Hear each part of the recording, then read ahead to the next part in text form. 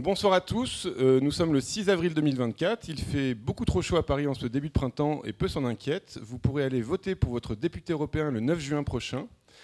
Nous recevons aujourd'hui l'écrivain Aurélien Bélanger pour son livre « Le musée de la jeunesse » sorti récemment aux éditions Stock. Alors, nous n'allons pas parler de sa passion pour la collection d'os de baleine, ni de l'Instagrammeur impudique après m'avoir fait la leçon sur le fait qu'il fallait rester secret et mystérieux en tant qu'artiste. Ni du cycliste émérite prêt à traverser la France à vélo pour visiter une exposition à Perpignan que j'ai organisée, ni mon ami fidèle et complice depuis 2004, bien qu'il en soit un peu question dans son livre. On va parler de ce livre donc, qui part d'une série qui s'appelle Une nuit au musée. Et donc là, l'idée, c'est qu'on t'a proposé de passer une nuit quelque part et tu as dit le Louvre. Pourquoi le Louvre ? C'est un peu solution de facilité parce que la collection peut donner l'occasion de voyager dans le monde entier à peu de frais. Et j'ai choisi le Louvre à 2 km de chez moi, ce qui est un peu débile. C'était histoire de fermer un cycle, qui est un cycle historique qui me dépasse très largement, qui est cette espèce de bizarrerie qui a été beaucoup analysée et pas toujours très bien sur que sont les années 80, qu'on dit souvent retour de la réaction, etc., fin des années 70. Disons qu'on rentre assez résolument dans les années 70 avec l'idée crise écologique, crise politique, etc. Et il y a une sorte de bulle d'air venue de nulle part, ou du futur, qui s'appellerait les années 80, ou une sorte de temps qui se dessine un peu hors du temps. On se détache de tous les processus tragiques qui étaient en cours et qui sont largement repris depuis, ce qui fait que, privilège que j'ai largement utilisé dans ma vie de romancier, avoir grandi dans les années 80 donne un rapport singulier au temps. C'est vraiment une sorte de quasi-utopie concrète, en tout cas qui ont été une utopie, enfin il y a eu une utopie de cette époque qui est le Grand Louvre. Et alors je l'exagère peut-être, mais je suis strictement contemporain du Grand Louvre. J'avais 9 ans quand la pyramide a été inaugurée, j'ai connu les travaux, j'ai connu les suppléments L'Express et Figaro Magazine, le Grand Louvre des années 96-97. J'ai vraiment extrêmement bien connu ça. Et je suis allé au Louvre par la Porte des Lions la première fois, donc l'ancien Louvre, donc je l'ai un tout petit peu connu, mais j'ai connu le Grand Louvre avec cette idée que c'était donc le musée universel, c'était la frise chronologique tridimensionnelle, ce qu'on dessinait toujours en cours d'histoire, le temps était arrêté et rentrait au Louvre. Donc il y avait à la fois tout l'aspect histoire de l'art, mais aussi tout l'aspect histoire des civilisations. Et puis on voyait, je sais pas, les portes de Khorsabad, etc., en se penchant par la fenêtre. Le temps était figé, c'était réglé. Et le Louvre est concomitant aussi dans ma vie, et ça termine vraiment le cycle, ainsi que ma réponse. Merci de me prévenir. De l'apparition de l'objet qui a été fou à l'époque et qui est aujourd'hui totalement ringard, qui est le CD-ROM. Et le premier CD-ROM que j'ai possédé, c'était CD-ROM du Louvre, qui se mettait en scène avec la musique de Lully sur Sardanapale de Delacroix. Et c'était terminé. C'est-à-dire l'histoire, le Louvre mettait fin à l'histoire et en plus organisait son transfert vers le monde numérique qui était porté par le monde du CD-ROM. Alors pour avoir une idée de ce CD-ROM de 1995, il faut juste aller sur louvre.fr, c'est à peu près le même niveau. Le public conquis à ces blagues de niche. C'est vraiment gênant. Par contre, tu es allé dormir au Louvre le 15 mars 2022 et on t'a proposé d'aller quelque part dans le Louvre et tu as choisi la salle des Poussins. Et alors pourquoi Poussin ? Pourquoi... Ah non, déjà j'aimerais bien que tu parles un peu plus du Louvre comme un... Là en gros tu as parlé de fin de l'histoire, c'est-à-dire qu'on est né dans la fin de l'histoire. Tu es arrivé à un moment donné où c'est Résino Alternative, la chute du mur, t'en parles dans le livre, tout est fini, il y a presque plus d'horizon. Et donc là le Louvre c'est un espèce de cénotaphe de la culture. Tu parles de Nietzsche aussi dans le livre. Oui, l'anecdote connue de Nietzsche qui apprend que le Louvre est en feu parce qu'il y avait une rumeur suite à la Commune, je crois. Il croise son meilleur ami. Il serre la main virilement en mode se renoue assez fort pour affronter et très vite Nietzsche dit en fait oui et c'est marrant parce que lisant cette histoire que j'avais découvert dans la recherche du temps perdu en note de bas de page je m'étais dit mais serions-nous capables de survivre au Louvre, etc. Et le jour où Notre-Dame a brûlé, je me rappelle très bien être monté sur mon toit et indifférence totale sur fond de confiance sur la maçonnerie en mode oui c'est le bois qui brûle, c'est normal, les rosaces vont tenir, il n'y a pas de problème, tout est cool. Alors je vais te demander de lire un extrait de ton livre qui m'a d'une grande cohérence. Voilà. J'ai passé ma vie à brûler avec froideur et résolution tout ce que j'avais pu admirer, détruire sans cesse détruire ce qu'on avait adoré, c'est le mécanisme le plus opérant de ma vie spirituelle. Voilà. Et donc maintenant on va passer à Nicolas Poussin. Donc pourquoi Nicolas Poussin ? J'ajoute une parenthèse pour répondre à ta question sur tu as dormi au Louvre le 15 février. Je faisais 15 mars, pardon. Je faisais du vélo quelques jours avant et au moment où Vladimir Poutine a fait sa déclaration annonçant que la guerre était inévitable et commencerait le lendemain, j'étais à Richelieu. Pour ceux qui connaissent pas, c'est une ville un peu utopique, idéale, construite par le cardinal de Richelieu avec un plan orthonormé. Et je dormais dans un hôtel dont les portes en bois avaient l'air épaisses de dater du XVIIe siècle. Donc j'étais dans une ville forte du XVIIe siècle au moment où on m'annonçait que la guerre reprenait. Et quelques jours après, je vais dormir au Louvre en mode... C'est aussi à ça que sert le Louvre, et c'est ce que raconte justement le tableau de Poussin l'hiver où on voit une arche au loin. À quoi sert le Louvre ? Attendre tranquillement la guerre nucléaire, c'est cool, les œuvres sont protégées, on a des sas, ça va aller, etc. Donc c'est intéressant de garder en tête que le Louvre est à la fois une proposition de monstration des œuvres, mais est aussi, parce que, de par sa mission de conservation, porte aussi leur mort et leur disparition. En tout cas, les garde dans son ADN. Oui, ça, tu décris dans le livre le fait que tu préfères... Donc pourquoi Poussin ? Non, mais alors... D'accord, pourquoi Poussin ? J'ai parlé de collectionneur, le fait que le Louvre, c'est pas actif, alors qu'un collectionneur, c'est actif, d'avoir des tableaux au mur et tout ça. Mais bon, faut acheter le livre, il faut le lire. Le livre, il est quand même 18 €, mais c'est donné, 18,90 €, c'est donné. Donc Poussin, pourquoi Poussin ? Au prix du papier, oui. Pourquoi Poussin ? Parce que... Alors Poussin, c'est un peu un mal-aimé de la série des apparences, parce qu'il y a beaucoup d'artistes qui le nomment comme un artiste pas aimé, c'est-à-dire celui qui ne comprennent pas encore, qu'ils n'aiment pas encore. Il y a peut-être 4-5 artistes qui ont dit ça. Moi, je trouve qu'il est tellement connu que d'un coup, il faut se poser la question de son goût, parce que ça veut dire qu'on a peut-être quelque chose qu'on n'a pas compris avec Poussin. Mais toi, pourquoi Poussin, comme ça, de manière... T'es pas un grand spécialiste de peinture, mais t'aimes ça quand même. On peut pas dire ça. Mais qu'est-ce qui fait que Poussin, c'est l'évidence, quoi ? Poussin, c'est l'évidence dans la mesure où le goût est construit et que souvent, quand on écoute les gens raconter leur vie, ils sont frappés par des œuvres, terrassés d'un coup par un truc.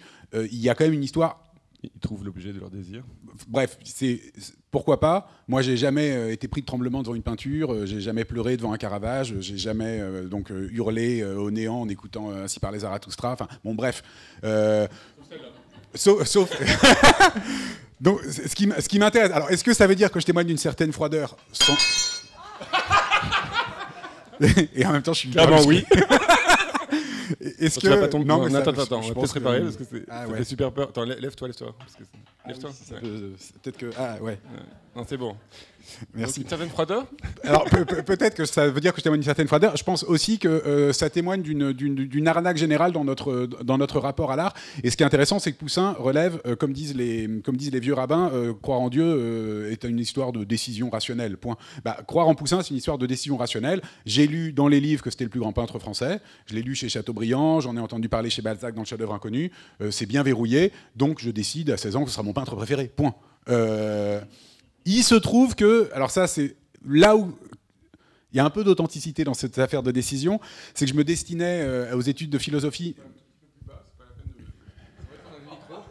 Parce que d'un coup, ça fait un peu dictateur. Ah ouais, moi je peux parler. Tu peux être plus doux. Je me destinais aux études de philosophie et Poussin me semblait l'illustration rêvée d'un manuel de philosophie à tiers terminal, quoi. Les stoïciens, bam. Donc ça marchait plutôt bien. Donc c'était important dans la construction de soi et j'aimais, voilà. Et donc là, tu te retrouves avec un lit de camp, c'est ça que tu as essayé de voler ? Finalement, non, je crois que ça n'a pas marché. Dans le livre, je dis que j'ai réussi à le voler. En vrai, j'ai réussi à le voler un été et j'ai fini par le rendre. Ok. Et donc là, dans le lit de camp, tu te retrouves dans quelle salle ? Un lit de camp exceptionnel. Enfin, il y a plein de catégories de lit de camp. C'est le lit de camp qui limite vaut plus cher qu'un lit tellement il est dingue. Tu peux nous décrire comment t'es arrivé comment ça s'est passé ? Toile verte. Non. Je parlais comment t'es arrivé dans les salles et tout ça. De manière un peu anecdotique. Donc c'est un lundi soir, je crois, ou un mardi soir. C'est un peu compliqué parce que le Louvre aime bien mettre en scène qu'on est le Louvre et c'est compliqué. Donc il y a une sorte de nous de majesté du Louvre. Même quand on essaie d'aller au Louvre simplement. Voilà, plusieurs réunions. Genre j'ai une réunion un peu interro, mais avez-vous lu les lettres à Chanteloup ?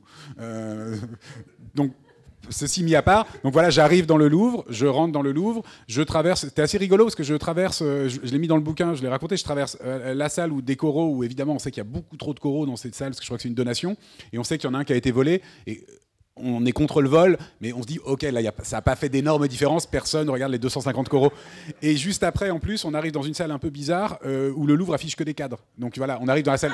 Et donc ça correspond bien au coup de cutter, comme ça, du coraux volé, qui m'avait marqué, parce que je crois que c'est le dernier vol non organisé par son directeur, qui est... Je fais des bonnes blagues de niche, hein, qui a eu au Louvre. Et donc voilà, j'arrive, grand tableau, un peu grand tableau d'hôtel, tous les trucs un peu Stanislas Lebrun, et bam, j'arrive dans les salles Nicolas Poussin. Donc j'aurai 3 salles qui me seront allouées, donc les 2 salles Nicolas Poussin, plus la salle où il y a Poussin, plus Simon Voyer, etc. Il va manquer bizarrement le Narcisse parce qu'il est à un autre endroit. Il va manquer 2-3 tableaux d'hôtel, mais grosso modo, je suis à l'endroit où il y a le plus grand nombre de Poussins rassemblés. Et donc, on va parler d'un Poussin, et après on va parler de toi, parce qu'en fait, quand tu te retrouves dans la salle Poussin, qu'est-ce que tu fais? Tu penses à toi. Voilà. C'est-à-dire qu'il y a beaucoup de livres de cette série-là où les écrivains commencent à parler de l'artiste. Enfin, je sais pas, je pense à... J'ai oublié son nom, pardon, excuse-moi. Je pense au livre... Il y en a qui parlent pas d'eux. Voilà, exactement. Et toi, ça t'amène à une réflexion sur la jeunesse et tout ça, puisque Poussin n'aurait pas de jeunesse, c'est ça que ton thème... Non, c'est le problème des collections, c'est que c'est un bouquin de collection. À un moment, soit je vais faire une description détaillée, soit je vais dire que ce fut une nuit sacrée, j'ai été transfiguré par la grâce et j'ai rencontré la Vierge 17 fois. Soit faut inventer un petit truc, un petit biais. Alors il se trouve que le petit biais que j'ai inventé est plutôt honnête. C'est qu'il y a une vingtaine d'années, qui correspond au moment où j'arrive à Paris, parce que j'avais, je crois, soldé mes actions d'actionnaire d'une époque où j'étais magasinier chez Carrefour, et donc j'avais gagné genre 1000 € et je m'étais acheté une petite caméra portative. Et donc pendant 2 ans, j'ai filmé toute ma vie, et il y a ces 48 cassettes qui traînent dans un placard dont je ne savais pas que faire.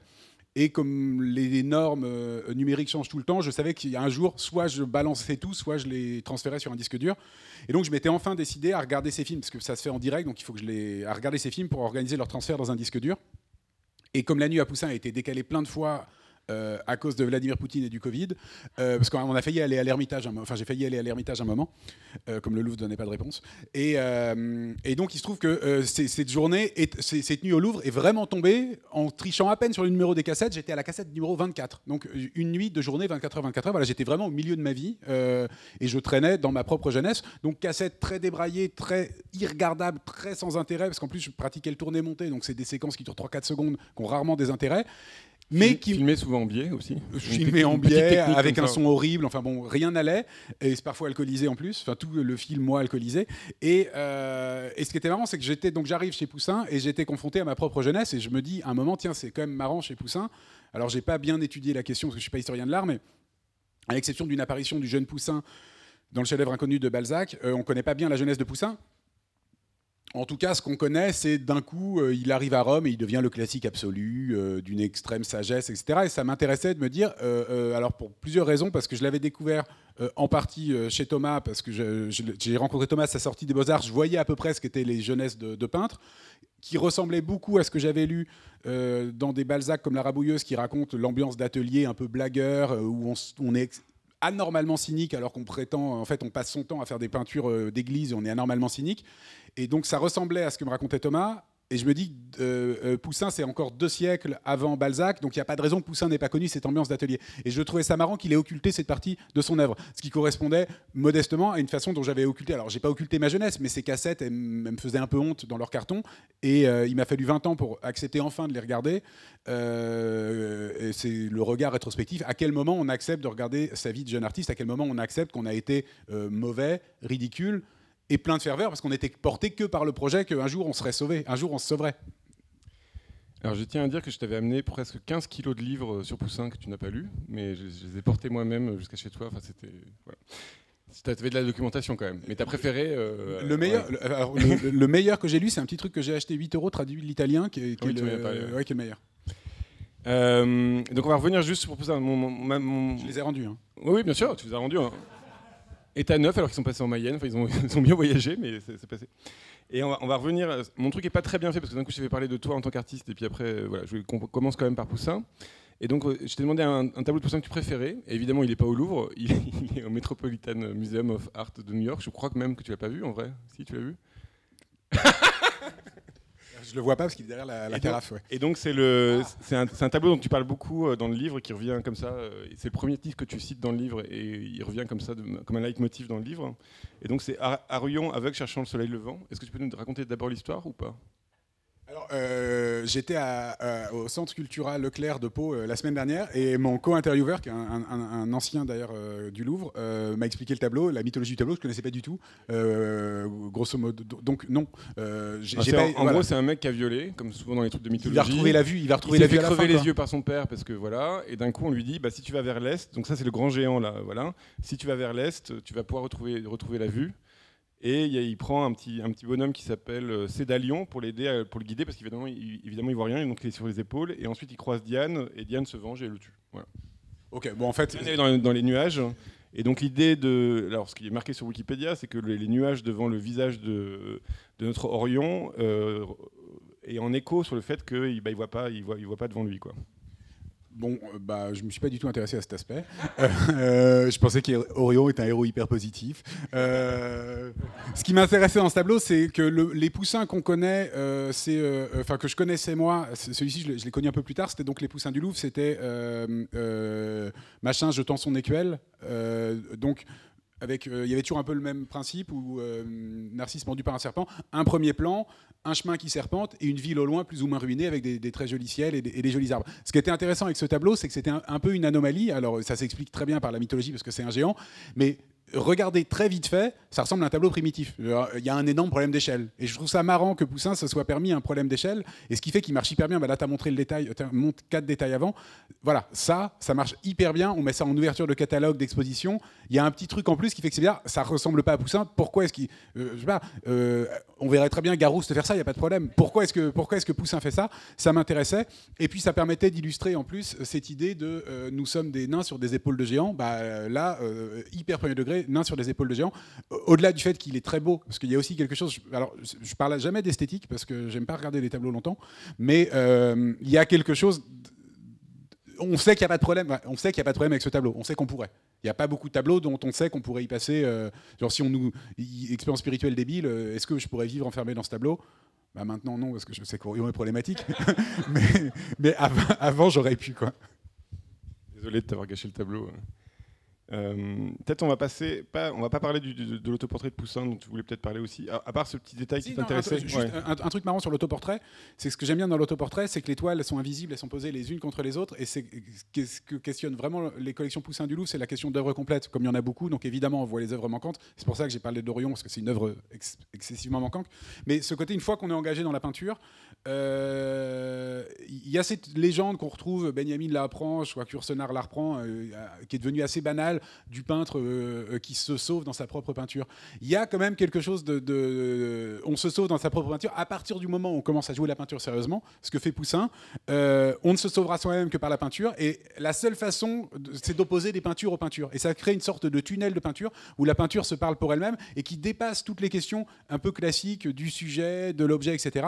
Là, la peinture existe comme un tout autonome, et il me semble que Poussin le montre là, en plus avec l'œil mental, évidemment, l'œil mental sur le diadème, qui est l'allégorie de la peinture.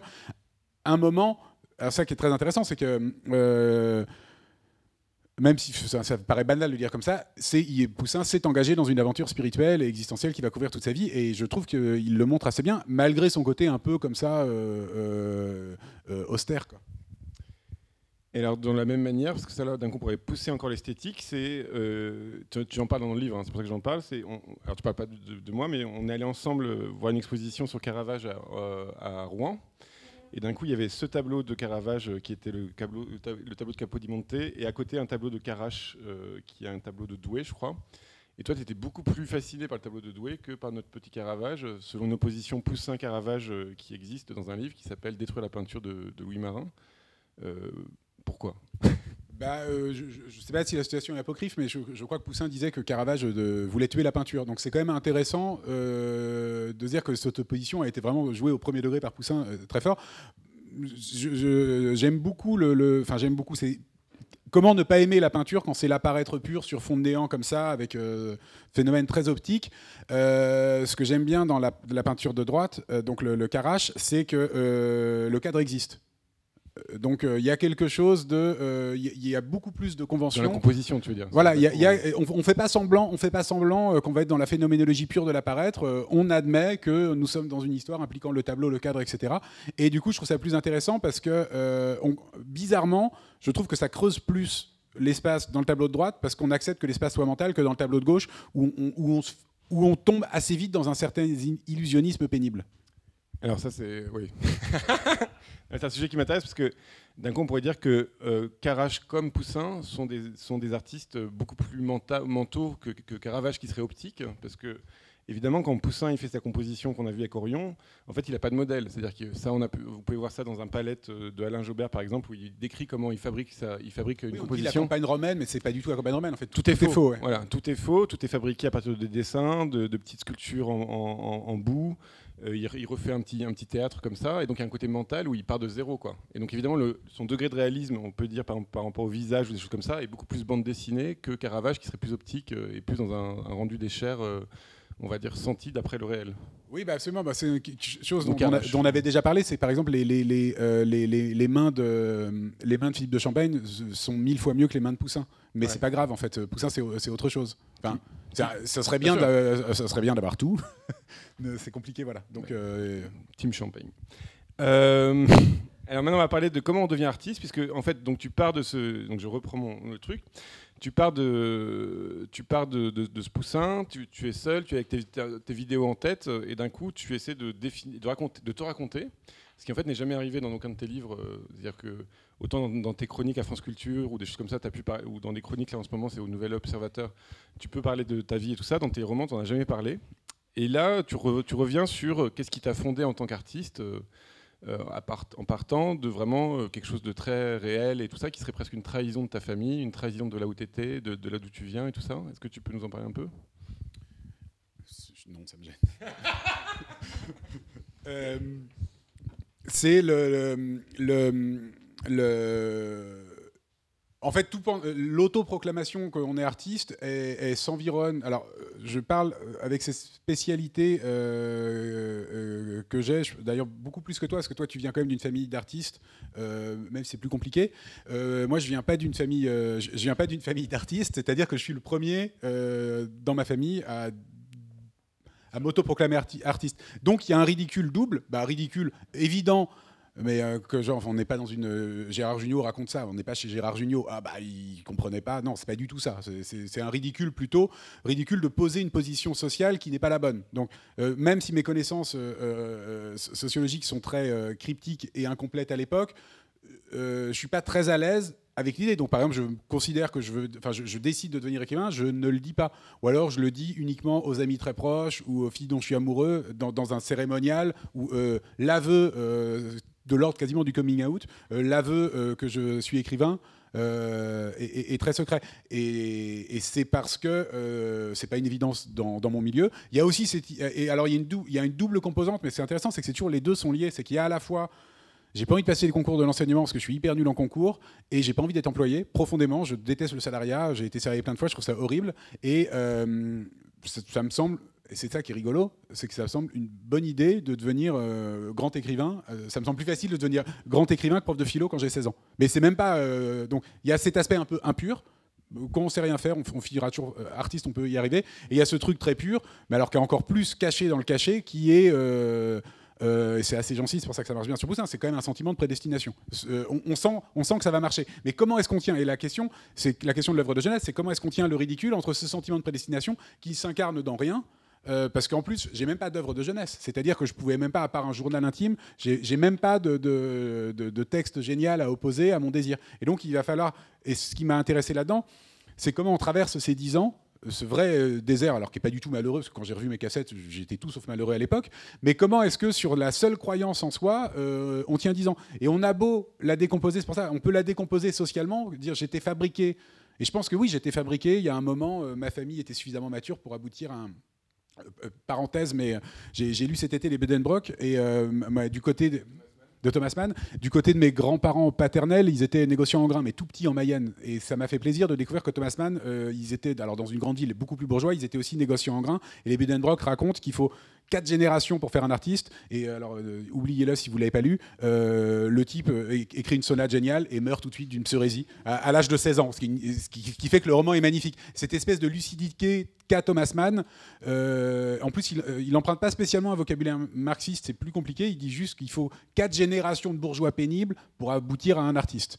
Donc, malgré tout, mon histoire familiale, elle est un peu truquée. Je sais que pour une part, c'était le moment que ma famille accueille un artiste, et de l'autre côté, il n'y a pas que ce jeu social. Mais je le dis à un moment dans le bouquin, que ces espèces de détermination sociale sont le seul ciel des artistes, et on retrouve à peu près les mêmes théories chez Adorno par exemple, d'expliquer que c'est uniquement en traversant les déterminations négatives qu'on peut arriver à un peu de positif.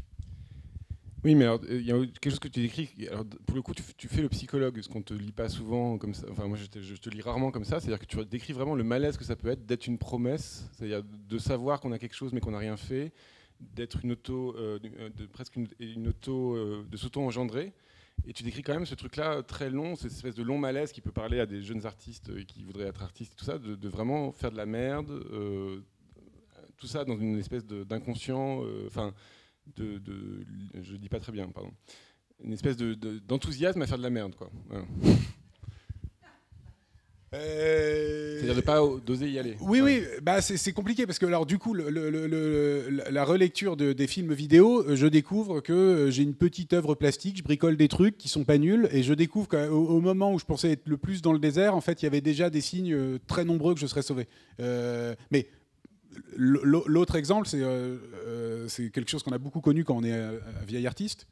Demi-vieil artiste, un artiste mûr, on a connu des gens qui ont arrêté. On a connu plein de gens qui ont arrêté. Voilà. Et moi, qu'est-ce que j'avais pour moi honnêtement, ce que j'avais vraiment pour moi de sûr, c'est que j'étais dans une classe prépa assez médiocre d'une ville de province. J'étais de façon évidente le meilleur. Le génie d'un truc. Mais le génie d'un truc de 25 personnes. Donc bah, voilà, si on fait le calcul, génie d'un truc de 25 personnes...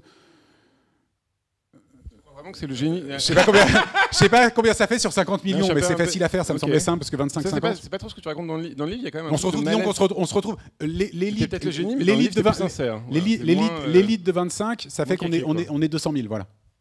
D'accord. Ça me semble ça, ou 2 millions. 2 millions. 2 millions, voilà. On est 2 millions. Ce qui correspond à peu près aux gens qui travaillent dans les métiers culturels, en fait. Donc il y a à la fois ça, et donc, qu'est-ce qui fait qu'on a...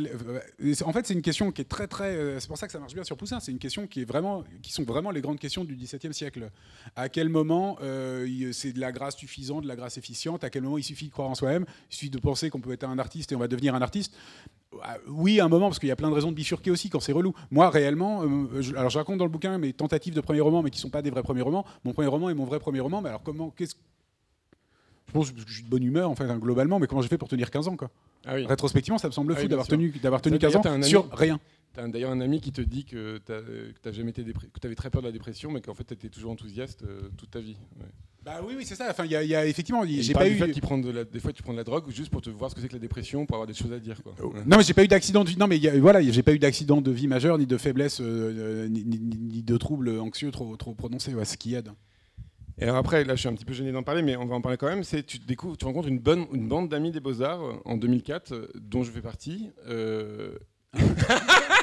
Je crois qu'on n'a pas lu le même livre. Ce que j'aime bien dans la mise en scène du livre, c'est que d'un coup, tu décris le fait que tu es obligé de trahir un peu les gens qui sont les amis. Tu les trahis pas, mais d'un coup, tu te détaches de certains amis qui sont trop dandys ou des choses comme ça. C'est-à-dire que tu décris une chose de... Tu veux en parler ou pas du tout? Si, bien sûr. Ok, on peut tout couper, hein, si un problème. Mais je trouve ça intéressant comme ce truc-là de passer des étapes et d'un coup de devoir se retrouver à changer d'amis ou voilà, se bouger un peu et tout ça, quoi. Oui, alors comment le dire de façon intelligente? Il y a quelque chose d'assez bizarre. Je me suis spécialisé depuis quelques mois dans un hobby qui consiste à dire du mal de David Bowie. Et j'adore dire du mal de David Bowie, indépendamment de David Bowie que j'écoute pas du tout et qui est probablement un bon chanteur. Ce qui m'a intéressé, c'est que à 20 ans, quand j'avais 20 ans, avoir une opinion éclairée sur l'œuvre passée de David Bowie était très important. C'est comme si on avait hérité de toute l'énergie de la contre-culture de la génération de nos parents et que nous, on était juste dans le musée de leur jeunesse à eux et qu'il suffisait juste d'être hyper fort en Velvet Underground et en David Bowie dans des trucs qui étaient vraiment pas de notre génération et de bien les classer. Et donc il y avait une sorte de dilettantisme pop qui était très important au tournant des années 2000, qui explique largement les errances politiques de ma génération. Parce que c'est assez facile de passer de David Bowie à Alain Soral. Paradoxalement, oui. Et donc on va prendre 3 heures, on fait une petite pause. On prend 3 heures pour la démonstration. Non, justement, je pensais que c'était mieux de le dire sans démonstration. Donc je dis pas que mes amis qui écoutaient du David Bowie sont devenus soraliens, mais voilà, il y avait quelque chose comme ça qui n'allait pas, et c'est quelque chose que j'ai aimé chez Thomas et qui était assez rare, parce que pour moi, quelqu'un qui sortait des Beaux-Arts était dans le milieu de l'art contemporain en général, et Thomas détestait, alors beaucoup trop l'art contemporain, mais surtout détestait cette espèce d'esprit de branchitude qui était un petit peu pénible, et était très iconoclaste. Mais on peut lire un extrait. Non, voilà, je te propose de lire un extrait justement sur le dandysme, parce que je trouve que c'était un bel extrait. T'aimes tellement peu mes nouvelles lunettes que t'as écrit, t'as mis une police telle que je peux ne pas les porter. Alors je parle d'un ami de dandy. L'artiste en lui était sans cesse mis en péril par le collectionneur et je n'étais pas à l'aise avec cela. Le dandysme a toujours gardé pour moi quelque chose de dégoûtant. Cela avait été le point de départ d'ailleurs de ma relation avec mes nouveaux amis des Beaux-Arts qui s'étaient battus 5 ans durant contre l'esprit de branchitude. Pardon, j'ai roté. Montage, ça va faire beaucoup de boulot tout ça. Qui s'était battu 5 ans durant contre l'esprit de branchitude, ce démon de l'art contemporain qui s'était emparé, d'après ce qu'il m'avait raconté, de la prestigieuse école. Dandy contre artiste, ce n'était qu'une variante sans doute du même jeu éternel, provinciaux contre parisiens. Il y aurait d'un côté ceux que la fable nietzschéenne de l'incendie du Louvre paralysait et ceux à qui il ne faisait pas plus peur que cela. Notre travail était plus important que nos œuvres, ce qui m'arrangeait, il faut bien le dire, puisque je n'avais aucune œuvre à faire lire. Voilà. Et je trouve qu'il y a quand même, ça je dis ça, je pense aussi aux jeunes artistes là. Aujourd'hui, je trouve qu'il y a un truc assez beau à se faire, à bien s'entourer. Toutes ces choses-là, tu en parles beaucoup dans le livre, c'est pour ça que j'en parle. Hein. C'est d'un coup être entouré de gens qui ont des valeurs communes, et notamment une des valeurs que tu partages, dont tu parles dans le livre, c'est la cruauté. Le rapport qu'a le jeune artiste à la cruauté. Est-ce que tu peux nous en parler un tout petit peu ? Oui, plus généralement, mais c'est quelque chose de toute la dialectique de l'art est là, c'est qu'on supporte très peu, on veut bien être une merde, on veut bien être un génie, mais on supporte assez peu le milieu. Et donc c'est compliqué, on passe vraiment des moments... Et moi là, je termine mon 7e ou 8e roman, et je suis encore passé à chaque relecture, une relecture sur 2, je trouve que c'est de la merde, et une deuxième relecture, je trouve que c'est génial. Et c'est compliqué donc il y a cette cruauté importante à avoir vis-à-vis de soi. Il y a je dis ça à côté d'un professionnel de la cruauté, en fait. Il ne s'agit pas du tout d'une cruauté au sens pincer les gens sous la table ou les piquer avec des fourchettes. C'est plutôt de savoir qu'on peut... faut pas se tenir à des fausses valeurs et qu'on peut détruire des choses qui sont dévaluées. Mais c'est évidemment beaucoup plus facile. Moi, j'ai eu de la chance, en fait, parce que quand j'ai eu mon bac, j'ai grandi en banlieue. Quand j'ai eu mon bac, je suis parti vivre dans une ville de province, Nantes. Ah non, pardon. Et le mec qui prépare pas très bien, quoi. Et quand j'ai eu ma licence de philo, je suis reparti vivre à Paris. Donc en fait, il m'a été. Je dis pas que le but de ma vie était de me fâcher avec mes amis, mais il m'a été assez facile de me séparer avec mes amis, ou en tout cas avec un certain type d'environnement qui permettait toujours de faire la bascule, de trianguler. Mais c'est un vrai luxe en fait. Hein, je le dis juste. Je pense qu'en fait, ce serait François Bégodeau pourrait le déconstruire en 2 secondes. Ça va faire beaucoup de montage tout ça. Non, mais ce serait très facile de déconstruire ça et de dire qu'en fait, en gros, je suis juste un moyen bourgeois mobile et que ma mobilité m'a juste permis de me donner l'assurance sociale de déconstruire. Alors, faut pas s'attribuer trop de qualité mentale non plus. Bien sûr, ouais. Et d'ailleurs, tu es aussi un hétéroplouc. J'ai d'excellentes qualités mentales. Fais-moi blague. Donc... Ah merde. Parfait. Donc oui, t'as dit quoi, bourgeois moyen mobile, mais t'es aussi un hétéroplouc. Et une des choses qui a été assez belle dans le livre, que j'ai beaucoup apprécié, c'est que tu relis un peu MeToo. C'est un passage comme ça dans le livre que je trouve très très beau, très réussi et très précis sur alors peut-être une génération, peut-être 10 ans pour les garçons en France qui étaient élevés entre Ardisson et Paris Dernière, quoi, un truc comme ça, un peu viriliste, débile et toxique. Est-ce que tu peux nous lire ce que tu as écrit dessus ? J'ai imprimé en très grand, parce que tu vois, c'est bien préparé cette émission. C'est incroyable. Comme ça, sans commentaire.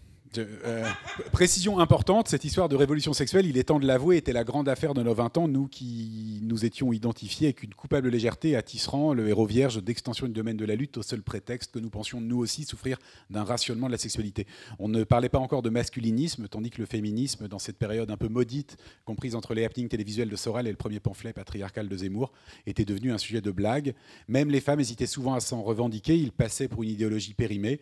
La loi sur la parité venait d'être votée, l'égalité était désormais considérée comme atteinte, voire comme un peu dépassée. On pouvait le plus sérieusement du monde se demander si on n'en avait même pas fait un peu trop. DSK était l'avenir de la gauche et Marie Trintignant vivait encore. C'est dans cette ambiance confuse que Catherine Millet a fait paraître La vie sexuelle de Catherine M, livre souvent comparé à juste titre à ceux de Houellebecq, qui témoignait aussi de son épopée libertine. Nous avions lu ce livre avec des soupirs de nostalgie pour la révolution sexuelle que nous avions manquée et que nous ne rattraperions probablement jamais. Cette relecture d'une époque que nous n'avions pas connue reposait sur une confusion coupable entre émancipation sexuelle et abolition du patriarcat, la première ne devant être que l'un des instruments de celle-ci et non l'objectif unique. La vérité est qu'il a fallu attendre le mouvement MeToo pour comprendre la gravité de cette erreur stratégique à l'intérieur de laquelle nous avons grandi, et nous comprenons bien trop tard que l'objet légitime de notre nostalgie n'aurait jamais dû être cette révolution sexuelle, au fond la grande affaire d'une autre génération, mais plutôt de n'avoir pas su voir, avant la déferlante féministe de l'automne 2017, que le jeu de l'amour était truqué en notre faveur et que nous en avions largement profité. C'est aussi cela, le musée de la jeunesse. Il s'agit de replonger, preuve vidéo à la pluie, dans cette mascarade. Ma légèreté elle-même, qu'il y a encore 5 ans, si j'avais revu ce film, alors j'aurais pu ramener au concept de grâce au sens le plus plein, le plus janséniste du terme, trouve aujourd'hui une explication bien plus prosaïque. Je n'y trouve plus que la projection ordinaire de mon privilège masculin. Me sentir soudain objectivé à l'endroit que je croyais celui de ma plus grande liberté par des déterminants sociaux inextricables que la révolution MeToo, bien plus que le recul du temps, a rendu soudain visible, me ramène finalement à mon sujet et à ce grand siècle d'interrogation sur la pertinence du concept de grâce qui fut celui de Poussin. Si j'ai l'air de rayonner parfois, c'est que l'espace social, malmené par des siècles de domination masculine, sinon objectivement blessé, et en particulier dans le corps des femmes, est ainsi construit qu'il doit laisser passer mes rayons. On voit bien maintenant, sur le tableau de l'inspiration du poète, comment tous s'écartent, la muse bafouée, les angelots de la gloire, et jusqu'au dieu de la poésie, pour laisser croire au poète qu'il est seul avec lui-même. Je l'ai rajouté sur une relecture. Ce passage, ouais. D'ailleurs, on va parler un tout petit peu de Houellebecq, parce que c'était ton premier livre, c'était sur Houellebecq, écrivain romantique. C'était ton premier essai chez Léo Cher. Nous, on s'est rencontrés par ça. C'est-à-dire vraiment, la première discussion qu'on a eue, c'était sur la poésie de Houellebecq. Je pense qu'une des raisons qui fait que Houellebecq nous attirait, c'était le côté justement tragique qu'il pouvait dégager dans ses poésies, qui n'était pas du tout dans l'ambiance du moment, dont on a parlé de fin d'histoire et tout ça, et que d'un coup on avait l'impression de toucher quelque chose de la vérité avec Tisserand ou des choses comme ça, d'une tragédie qui nous était enlevée dans un monde où il y avait des alternatives, et que donc ça devenait un peu compliqué. Bon, maintenant tu te situes complètement, voilà, il est à la poubelle, quoi. Non, c'est plus nuancé que ça. C'est que son dernier bon roman a 20 ans maintenant, donc c'est plus un contemporain. Et par ailleurs, c'est La possibilité du Nil, son dernier bon roman pour toi ? Qui date de 2006 et 2005. Et par ailleurs, je l'ai vu 2 fois en 20 ans en concert. Et ce qui était marrant, c'est que le grand poète lyrique qu'il aurait pu être n'a pas fait la grande carrière de poète lyrique qu'il aurait pu être. Et il est devenu un... On n'est pas non plus dans Feu Chatterton, il ne faut pas exagérer, mais on est devenu sur un poète moyen, alors que les outils étaient là pour qu'il soit un grand poète. Il faudra qu'on discute des points de montage à un moment donné. Alors, à la fin du livre, tu parles du fait que tu sors du Louvre, voilà, et tu te mets à dessiner 30 tableaux de Poussin, voilà. Et donc ça, c'est une chose qui me met en joie, parce que c'est quelque chose que tu as commencé à 42 ans, je crois, c'est ça ? Absolument. Il s'est mis au dessin de manière compulsive, réelle, quotidienne, dans des carnets. J'ai les carnets, hop. Voilà. Alors, il ne veut pas les montrer encore, mais... je voulais vous en montrer, mais voilà. Et donc, et ce que j'aime beaucoup, c'est que j'aimerais bien que tu nous parles de ton rapport au dessin. C'est-à-dire que tu es arrivé avec des idées toutes faites sur comment tu allais dessiner. Finalement, tu as trouvé un autre style. Enfin, voilà, raconter un peu comment ça s'est passé. Là, ça fait quand même 2 ans de ça que tu dessines quotidiennement. Et comment tout ça s'est travaillé. Je me souviens d'un moment très beau où tu m'as appelé en me disant « Je me rends compte que tout est dessiné dans le monde parce que je le redessine. » C'est-à-dire qu'il se retrouvait à dessiner dans la rue et il voyait que tout avait été dessiné par quelqu'un. Je trouve assez beau comme phrase. Oui, qu'il n'y a pas d'objet. Enfin, ce qui distingue le monde des humains du monde des non-humains, c'est que dans le monde humain, tout a été dessiné au préalable. D'une façon ou d'une autre. Non, c'est drôle parce que Thomas pense qu'à partir du moment où on ouvre un carnet, au bout d'1 an, de 10 ans, de 30 ans, on finit à la peinture à l'huile parce qu'on découvre qu'il n'y a pas d'autre médium. Et donc ça viendra, on verra. Et donc on a une trace. Et donc il attend. Il m'avait dit un jour en se frottant les mains, tu vas voir, un jour tu vas découvrir les hachures. Et c'est vrai que quand j'ai découvert les hachures, j'étais hyper content. Donc non, il a découvert la lumière dans le dessin, c'est bien. Non, en fait, en vrai, le programme a été gâché parce qu'au début, j'ai commencé mes carnets parce que je faisais des chroniques radio et donc tous les matins. Et quand j'ai arrêté les chroniques radio, j'avais eu un vide de 2 heures tous les matins. Et donc je me mettais à des terrasses de café, je dessinais d'après réel. Mais ça couvre que les 7 ou 8 premiers carnets. Et un jour, inévitablement, j'ai écrit. Alors c'est drôle, que le premier truc que j'ai écrit, enfin c'est pas drôle, c'est assez tragique, c'est que j'étais, l'Obs m'avait envoyé à l'Assemblée nationale pour faire un article sur les nouveaux députés. Et je m'ennuyais et j'ai dessiné l'Assemblée nationale et à un moment tous les députés RN se sont mis à hurler du fioul, du fioul. Et c'était tellement fou comme moment. T'as pris une photo. que j'ai écrit, donc j'ai un hémicycle et il y a écrit du fioul, du fioul, du fioul.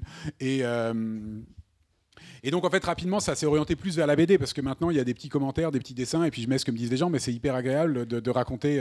J'aime beaucoup cette sensation de quand on a passé une soirée un peu alcoolisée, des souvenirs le lendemain des conversations, et maintenant je peux le faire, sauf que je peux mettre la bouche de la personne, enfin la tête de la personne et mettre une petite flèche désignant la discussion. Donc j'ai stagné en dessin, mais ce qui est très intéressant, c'est que contrairement à ce que tu pensais, je ne suis pas devenu plus grand dessinateur du XXIe siècle alors que j'étais si prometteur. Mais il reste du temps, il te reste du temps. Mais ce qui est vraiment intéressant, et c'est intéressant par rapport à ce qu'on disait sur la vie de jeune artiste, c'est que à partir du moment où j'ai écrit sur mes carnets, j'en ai désactivé l'aspect esthétique. C'était devenu une sorte de journal augmenté, et qu'à partir du moment où on ne veut plus faire œuvre, c'est pour ça que je ne les montre pas, parce que je considère que c'est pas une œuvre, c'est un truc personnel, on stagne. Et c'est très intéressant de voir à quel point on stagne, parce qu'à un moment, je progressais pas bien, mais il y avait un moment, les enjeux esthétiques étaient toujours relancés. Là, les enjeux esthétiques, c'est grosso modo que les gens se ressemblent et que ça me paraisse joli. Mais il y a plus ce côté, et Thomas arrêtait pas un moment de m'acheter des carnets géants en me disant lance-toi. Et c'est vrai que si je me lançais à faire un grand dessin par jour, inévitablement, je ne ferais pas des chefs-d'œuvre, mais je changerais de dimension. Et c'est vrai que j'ai refusé cette dimension et je reste ça reste de l'ordre du dilettantisme. Enfin, il y a quand même un truc très beau, très joli, c'est que tu étais parti avec une idée de faire des dessins lignes claires, Tintin et tout ça, et puis d'un coup tu t'es rendu compte que tu avais en gros le dessin, tu avais choisi autre chose, quoi. C'est-à-dire qu'il y avait une chose que tu maîtrisais mieux et que c'était plus. Donc en gros il dessine un peu comme des zigouigouis de Tom Tom et Nana. Voilà. En gros, sachant que c'est l'un des gros succès de l'édition. Évidemment, temps, moi j'aime beaucoup. Non, mais j'ai pas du tout de mépris pour ça, j'aime beaucoup. Et c'est aussi que tu t'as commencé en dessinant des architectures et que finalement tu as touché aux plantes et après tu as touché au visage et que tu as osé comme ça élargir le monde jusqu'à avoir même maintenant des décors avec des gens dedans, des compositions et tout ça, quoi. C'était quand même. C'est vrai que tu m'avais dit, je me souviens, tu m'avais dit quand tu dessines de la végétation, tu adoreras. Et moi j'étais terrorisé, je trouvais ça dur et en fait ma première végétation. C'est hyper satisfaisant, c'est assez facile à faire. Là, on voit là-bas. Bon, non, d'ailleurs, je l'avais dessiné. Tu m'avais envoyé une photo quand il n'était pas fini. Je l'avais dessiné pas bien, mais j'avais pris beaucoup de plaisir à faire la palme de gauche qui se casse. Ouais. Et l'autre chose, c'est ça qui est assez marrant avec l'expérience du dessin, c'est que aussi abstrait qu'on veuille être à vouloir dessiner des catalogues d'objets, bêtement, on arrive à cette conclusion que le visage humain, c'est quand même intéressant et que c'est l'un des objets les plus intéressants qu'il y a à dessiner. Indépendamment même de notre amour ou pas pour les humains. C'est un super objet à dessiner. Moi, je veux dire que j'ai goûté le moment où tu as commencé à dessiner tes enfants, parce que c'est vraiment une prise de risque énorme. Voilà, d'un coup, tu étais passé à autre chose, quoi. Ça a bougé. Ouais. Bah, sauf que là, je me suis arrêté, on reconnaît les gens et ça me suffit. Là, c'est déjà super. Mais du coup, on reconnaît les gens, une bonne caricature, on reconnaît aussi, ça frôle la caricature, quoi. Et tu crois pas qu'il y a un truc où tu vois mieux grâce au dessin aussi ? C'est-à-dire de dessiner le monde, on le voit un peu mieux ou pas ? Ou c'est moi qui me fais une petite théorie Non, mais si, ça serait vrai si j'étais engagé dans le dessin, sauf que je suis pas engagé dans le dessin. Je fais du volume maintenant. Je veux avoir plein de carnets, remplir mon parquet, et j'essaie pas de faire. Si j'avais des commandes de dessin.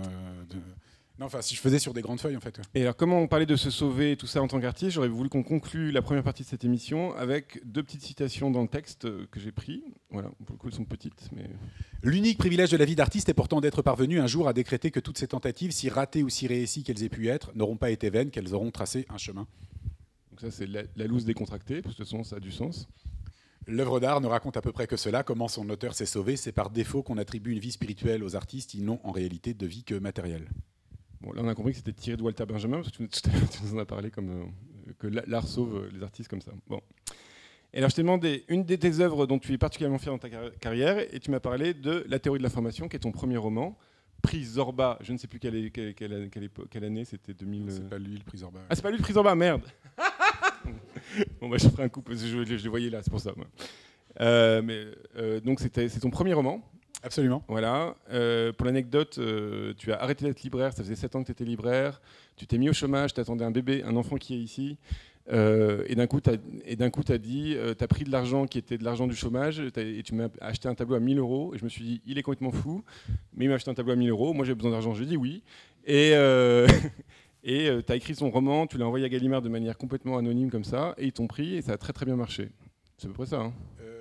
Oui, absolument, avec un côté, j'avais jamais écrit de roman, donc je savais pas du tout comment faire. Donc c'est le côté saut dans le vide et invention d'une forme, parce que je pensais pas que j'écrirais des romans qui ressembleraient à ça. Donc maintenant j'essaie de m'en détacher, mais c'est amusant de découvrir son destin artistique. Donc le bouquin reste émouvant pour ça. Voilà. Et donc c'est un livre un peu fantasmé sur la vie de Xavier Niel, l'arrivée du Minitel, l'Internet sur le territoire français. C'est un livre sur la théorie de l'information. Ok, aussi. Et un petit peu sur la NRF, quoi. Pardon. Je t'ai demandé un échec qui te marque encore dans ta carrière, et je dois dire que oui, c'est pas un échec, mais c'est une question, c'est pourquoi tu n'es pas traduit. C'est-à-dire que tu as écrit 7 romans, voilà. Ah oui, c'est le moment où on découvre qu'on est un écrivain provincial, et c'est hyper vexant, parce que j'ai aucune traduction dans aucune langue qui soit, sauf le bulgare. Alors que même pas l'allemand, parce que l'allemand, on imagine que ça aurait pu... Nine. Pourtant, je suis prêt. Ouais. C'est vraiment très nul. Je t'ai demandé une peinture de l'histoire de l'art qui est particulièrement importante pour toi, et tu m'as proposé, donc là tu l'as visité récemment, l'art rupestre dans la grotte Margaux, alors particulièrement, qui est dans Mayenne. Ouais. Oui, bah, c'est une grotte, j'ai une maison qui est à 2 km, donc c'est une grotte que je peux considérer comme étant au fond de mon jardin, et on pensait qu'il n'y avait pas de peinture dedans, il n'y en a pas d'ailleurs. Il y a seulement des gravures qui ont été découvertes beaucoup plus tard, 160, et il y en a un qui est très réussi, c'est la chouette. Ouais. Ah, la chouette. Et ce qui m'a amusé, c'est que je me suis amusé à les dessiner dans mon carnet. Voilà le carnet. Et ce qui est marrant, c'est que je dessinais moins bien. Et ce qui pose une vraie question sur le statut des artistes préhistoriques, parce que moi j'ai quand même 2 ans et demi de pratique de dessin. Je pense que les hommes préhistoriques ne faisaient pas que du dessin, donc ils avaient quand même une vie difficile. Ce qui veut dire que les artistes préhistoriques, s'ils dessinent mieux que moi, c'est qu'ils étaient probablement sélectionnés sur des critères de don. Que j'ai pas. Et donc c'est intéressant. Et après, c'est vraiment la tarte à la crème. En fait. Le mystère de l'art, c'est toujours un mystère des cavernes. En fait, il n'est pas très grand.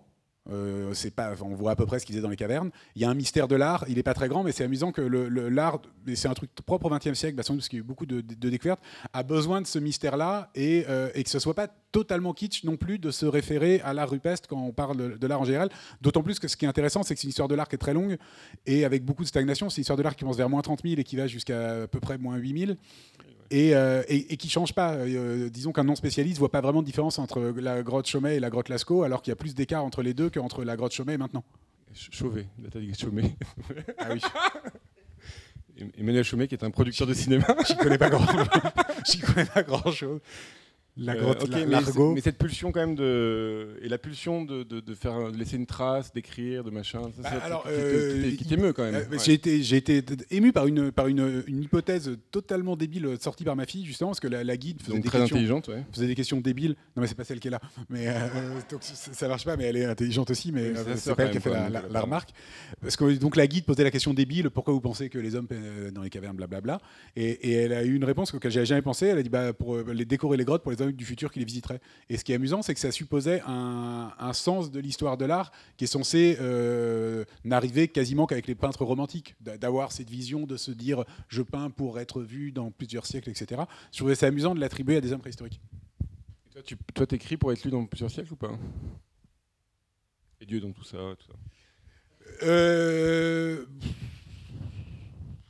C'est compliqué parce qu'on écrit bien en se racontant pas d'histoire sur les conditions matérielles de son métier, et on écrit bien en se racontant totalement des histoires et en pensant qu'on touche à l'éternité. Donc, Oui, mais par exemple dans la théorie de l'information ou d'autres, je pense à la télé-réalité, ça t'arrive d'écrire quelque chose de très contemporain que tout le monde connaît, mais d'un coup de le décrire comme si tu t'adressais à des gens dans 50 ans qui connaîtraient pas, quoi. Donc ça peut t'arriver d'avoir ce petit gag comme ça, cette petite tournure. On s'en fiche, c'est rien. Oui, c'est pour ça que je te demande ça, c'est que tu as une petite tournure comme ça à expliquer les choses pour des des grands-pères dans 200 ans, quoi. Oui, bah, la télé-réalité, en l'occurrence, c'était parce que la télévision allait disparaître comme art sous nos yeux et que de dire que ce truc un peu mélancolique, elle allait disparaître avant même que quelqu'un ait pensé à dire que ça avait été un art. Et donc, ce serait une sorte d'art naïf. Alors, c'est une peinture de l'histoire de l'art que tu n'aimais pas, que tu ne comprenais pas encore ou que tu rejetais. Donc, c'est pas une peinture d'histoire de l'art, c'est une peinture que tu as vue sur Twitter. Tu étais limite à me dire que c'était ce que tu préférais en art. Donc, c'était entre art et haine. Voilà, c'est passé. Sur un tableau qui fait à peu près 7 fois la taille du tableau derrière nous. Hein. Voilà, bah voilà. Et j'ai une image. Et c'est à la fois totalement moche. Donc, et ça s'appelle Ran Ortner, voilà, ça s'appelle Élément numéro 34. J'aime bien que la mer soit sale, en fait. Il y a un truc qui me plaît. Le vert et le marron de la mer. Ouais, on sent que c'est de la vase ou du sable. Et ça me rappelle vraiment des vagues que j'ai connues. Précisément, enfin, il y a quelque chose de... Je peux pas faire comme si ça n'existe pas. Mais ça me donne aussi envie de vomir. Alors j'étais content de cette photo de travers parce qu'on voit vraiment que c'est pas du tout hyper réaliste et vraiment croûteux, terrible, avec des effets de peinture d'empêtement terribles, parce que voilà, là évidemment il y a un côté hyper réaliste, puis en fait, il ça me donne limite mal au cœur. Ouais, vraiment... oui, il y a un côté, là il y a la mousse de l'huître, quoi. Ouais.